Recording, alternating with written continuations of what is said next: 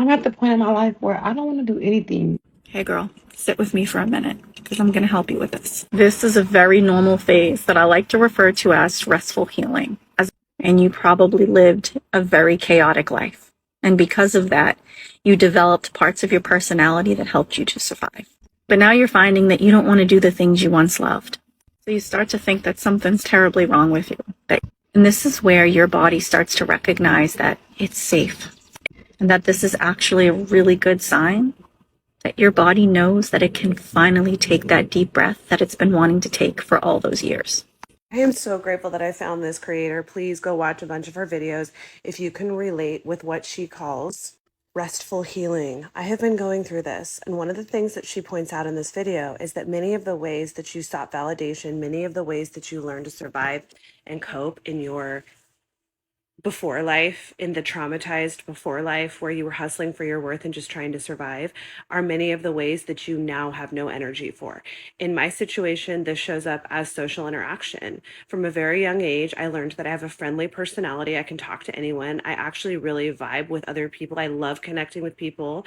And so I learned from a young age to make a million friends. And then those friends became my family. I relied on them when I was going through something hard emotionally. I relied on them to not have to be alone, to not have to face the loneliness that I felt inside, the unlovableness that I felt. And so always having a lot of friends, being popular, that was something that I attached my ego to, and my safety, honestly. I felt safer when I had a lot of friends around me. Now that I'm in this restful healing phase, though, something in me is resisting this need to go out with friends all the time, throw extravagant parties, talk to friends all the time, interact with friends on social media, be around other people. I honestly don't want to talk to people when I'm in public.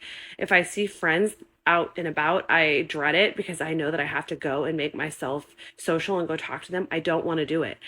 And it's caused me to be a little bit lonely. And it's honestly a little bit scary at times because I have used these people as band-aids. I've used them as crutches my whole life emotionally.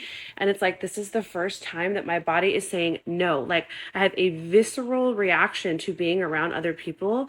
It's like my soul will not let me do it. And it's forcing me to be alone with itself, if that makes sense. Like learning how to be happy and safe in my own body by myself. Another thing that I just cannot bring myself to do is make my house look perfect. In my old life of Mormon mother of four, my house always had to be perfect. I always had to have dinner on the table. When I would have friends come over, I would be racing around, lighting candles, fluffing pillows, making it look perfect.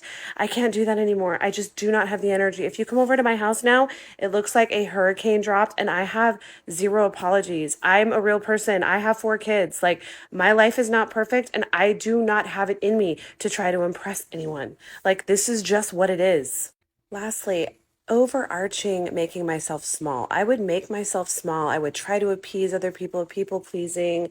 I wouldn't speak my truth. I wouldn't stand up for myself because I needed to be loved by other people to feel safe. No more. I do not have any more F's to give, and I will tell you up front how I'm feeling. I will talk a mile a minute if I'm excited about a topic. I'm not worried about you getting a word in edgewise. I am being myself, and either you like it or you don't. This is me.